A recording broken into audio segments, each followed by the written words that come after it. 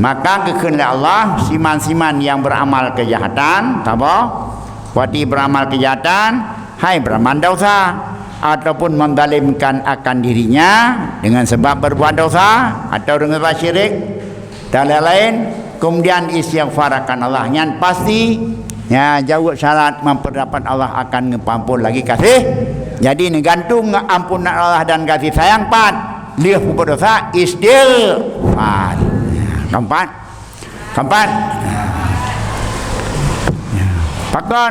pakon kasih sayang Allah ini kan berikan dengan kata tobat, berarti kita menganggap kita ini adalah orang membutuhkan kepada Allah untuk menjadikan akhirat kita tobat yang sahih.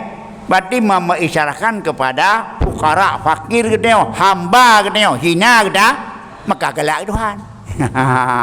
Jadi lihat jauh dosa tak ada keampun nyan gegantung oleh Allah Ta'ala ghafuran kepampun buka kepampun nyoba rahi tak rahimah karena dengan kita istighfar ya berarti kita kembali kepada jati diri adalah hamba yang dengan tahap istighfar hamba hina berarti dengan tidak disadari kita mengagungkan Allah ya, kembali kita kepada jati diri adalah orang yang hina, hamba yang hina, Allah yang lebih megah, hamba yang fakir, Allah yang kaya, nyan Allah paling galak, maka kun rahi beda katanya.